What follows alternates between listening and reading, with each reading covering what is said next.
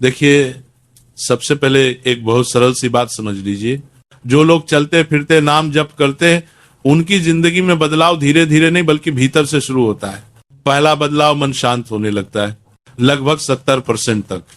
क्योंकि मन की सबसे बड़ी बीमारी है नॉइज, लगातार चलता हुआ शोर। नाम जप इस शोर को कम करता है। गुस्सा कम आता है, निराशा घटती है, भीतर की अव्यवस्था शांत होने लगती है। दूसरा बदलाव, चेहरे पर तेज आ जाता है। यह केवल आध्यात्मिक बात नहीं है, यह वैज्ञानिक सत्य भी है। काम माइंड इक्वल्स ब्राइट फेस। लोग खुद पूछते हैं कौन सा क्रीम लगाते हो। असल में क्रीम नहीं, भीतर की शांति बोल रही होती है। इसे ही कहते हैं ओरा ब्राइटनिंग। तीसरा बदलाव, किस्मत खुलने लगती है। नाम जब आपकी ओरा में एक मैग्नेटिक फील्ड एक्टिवेट करता है। सही लोग, सही मौके, सही समय, सब अपने आप आपकी ओर आने लगते हैं। चौथा बदलाव, नेगेटिविटी अपने आप दूर होने लगती है। लो फ्रीक्वेंसी लोग, गलत संगत, झगड़े कराने वाले, मतलब के रिश्ते, सब धीरे धीरे हट जाते हैं। आपको कुछ करना नहीं पड़ता। पांचवा बदलाव, नींद सुधर जाती है। ओवर थिंकिंग कम, सांस गहरी, माइंड शांत और नींद अपने आप गहरी होने लगती है। छठा बदलाव, आपकी इंट्यूशन तेज हो जाती है। नाम जब आपका सिक्स सेंस शार्प करता है। आप पहले ही समझने लगते हैं किस काम में लाभ है, किस में नहीं। सातवां बदलाव, कर्म हल्के होने लगते हैं। नाम जब कार्मिक बोझ को धीरे धीरे घोल देता है, रुके हुए काम बनने लगते हैं। और सबसे सुंदर बात, आपको भगवान की उपस्थिति महसूस होने लगती है। अकेलापन मिटता है, डर खत्म होता है, भीतर सुरक्षा का भाव आता है। अब समझिए, चलते फिरते नाम जप का सही तरीका, कोई कठोर नियम नहीं है। बस 4 बातें याद रखिए। एक सांस के साथ नाम जोड़िए। सांस भीतर, सांस बाहर। नमः शिवाय। 2, होठ नहीं हिलाने, नाम मन में हो। 3, जजमेंट मत कीजिए। मन भटके तो भटकने दीजिए, प्यार से वापस ले आइए। 4, इसे हैबिट बनाइए। चलते समय, ट्रैवल में, काम करते हुए, थकान में, बस नाम चलता रहे। 3 महीने बाद आप खुद कहेंगे, मैं पहले जैसा नहीं रहा। ये मेरी नहीं, नाम की गारंटी है। अब एक बहुत गहरी बात समझिए। हर इंसान की जिंदगी में एक समय आता है जब दिल कहता है अब नहीं हो रहा, अब सहन नहीं होता, अब मन टूट गया। ऐसे समय में लोग क्या करते हैं?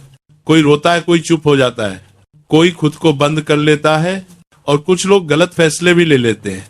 लेकिन बहुत कम लोग होते हैं जो ऐसे समय में बस एक काम करते हैं, भगवान का सहारा लेते हैं, और वही लोग बच जाते हैं। क्योंकि जब इंसान पूरी तरह टूटता है तब भगवान उसके सबसे करीब होते हैं। और नाम जब वही पुल है जो इंसान को भगवान से जोड़ देता है। आपने देखा होगा, जिसका दिल टूटा होता है, जो अंदर से खाली होता है, वही सबसे तेज नाम पकड़ता है। क्यों? क्योंकि जिस शांति की तलाश होती है वह कोई इंसान नहीं दे सकता, वो सिर्फ भगवान का नाम देता है। और एक बात ध्यान रखना, अगर आप नाम जप कर रहे हैं तो यह आपकी मर्जी नहीं है। भगवान खुद चाहते हैं कि आप उनका नाम जपें। हर कोई नाम नहीं जप सकता। आप बहुत भाग्यशाली हैं। अब समझिए, नाम जप से पाप कैसे नष्ट होते हैं। पाप का मतलब सजा नहीं, पाप मतलब एनर्जी इम्बेलेंस, गलत सोच, बुरी आदत, गिल्ट, गुस्सा, डर, ये सब हमारे भीतर जमा हो जाते हैं। नाम जप एक अग्नि है, मंत्र अग्नि। ये भीतर जमा हुई कार्मिक धूल को धीरे धीरे जलाती है। एक समय आता है जब इंसान कहता है जैसे कोई भारी बोझ उतर गया हो, पूरा वाइब्रेशन बदल जाता है। ऐसा इंसान बिना बोले 3 काम करता है।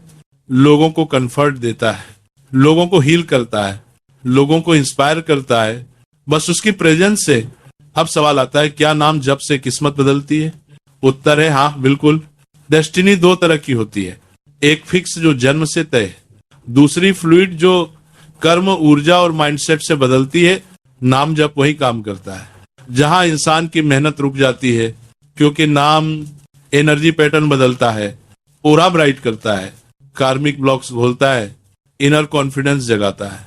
इसलिए लोग कहते हैं मैंने बस नाम जपा और जिंदगी बदल गई। बिजनेस और नौकरी पर भी नाम जप का असर होता है। डिसीजन सही होते हैं, फोकस बढ़ता है, गलत लोगों से बचाव होता है। अरलेसी बारको की तन्नी खम्पीन तारको की सरकार को की तन्नी खारको की तन्नी कारको की तन्नी खम्पीन तारको। सही टाइमिंग मिलती है। नाम जब समस्या खत्म नहीं करता, नाम जब समस्या से गुजरना आसान कर देता है। अब महापुरुष क्या कहते हैं, सच्चा ध्यान क्या है? आंख बंद कर लेना ध्यान नहीं। ध्यान तब है जब मन बिना टूटे तेल की धारा की तरह भगवान में लगा रहे। नाम से रूप प्रकट होता है, रूप से ध्यान स्थिर होता है और ध्यान से समाधि। समाधि दो प्रकार की, सबीज और निर्बीज। और जीवन का सबसे बड़ा सौभाग्य है इसी जन्म में राधा कृष्ण की निकटता। अंत में एक बहुत जरूरी चेतावनी, दिखावा साधना का जहर है। लोग क्या कहेंगे चिंता भक्त को डुबो देती है। भजन भगवान को खुश करने के लिए हो, दुनिया को दिखाने के लिए नहीं। अगर कोई निंदा करे और भीतर शांति बनी रहे तो समझो साधना सही है। तो अब बताइए आप किस चीज का इंतजार कर रहे हैं? आज अभी नाम जब शुरू किया।